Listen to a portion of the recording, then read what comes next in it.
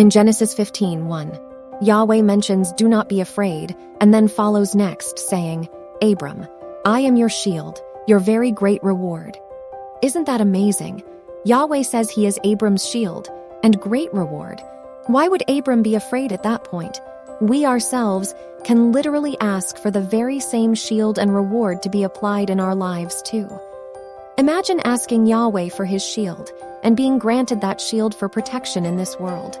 Knowing he will give this to us if we ask, it's a very good start helping us release fear in our lives. Let's take a look at some of these scriptures and see what others have faced and what Yahweh said to them. When Hagar was told to leave with her son, she faced great difficulty, and I am sure fear entered her mind. And yet, what did Yahweh say to her? In Genesis 21:17, Yahweh says, And God heard the voice of the lad. Then the angel of God called to Hagar out of heaven and said to her, What ails you, Hagar? Fear not, for God has heard the voice of the lad where he is.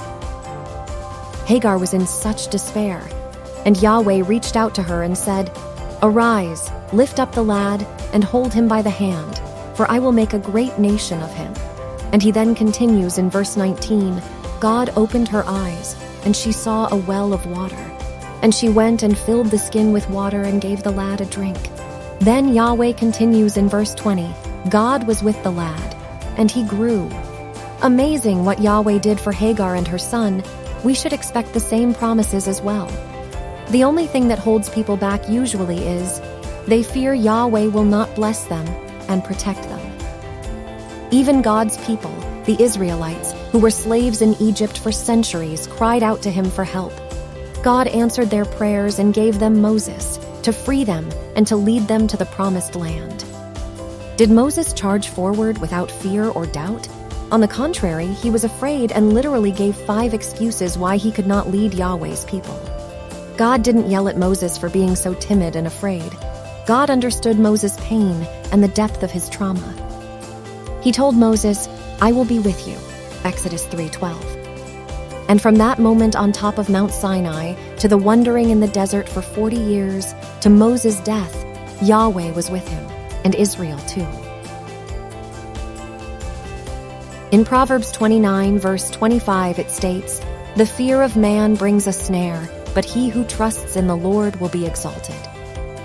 How many times a day, a week, does something come up and cause us to fear something? It could be a news report, an accident we see, a text from a friend, or even from a loved one that something bad has happened.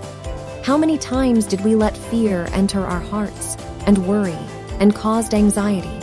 And as the scripture says, it ensnares us, traps us into a state of fear where we do nothing but worry about it. Even Isaac worried about his wife and how men might desire her so much they would literally kill him to gain her as their own. In Genesis 26, verses 7 through 9, it states, When the men of the place asked about his wife, he said, She is my sister, for he was afraid to say, My wife, thinking, The men of the place might kill me on account of Rebekah, for she is beautiful. It came about, when he had been there a long time, that Abimelech king of the Philistines looked out through a window and saw, and behold, Isaac was caressing his wife Rebekah. Then Abimelech called Isaac and said, Behold, certainly she is your wife. How then did you say, She is my sister? And Isaac said to him, Because I said, I might die on account of her. Even Isaac thought Yahweh would not protect him or bless him. He let fear enter his heart, and even lied and said Rebekah was not his wife, but his sister. Even with that doubt, fear, and disbelief, what did Yahweh do for Isaac and Rebekah his wife? In Genesis 26, verse 11, it states, And Abimelech charged all his people, saying, He that toucheth this man or his wife shall surely be put to death. Yahweh put in Abimelech's heart to protect Isaac, even though he had doubted Yahweh. And yet, even with that doubt, Yahweh blessed Isaac and Rebekah, as it states in Genesis 26, verse 12.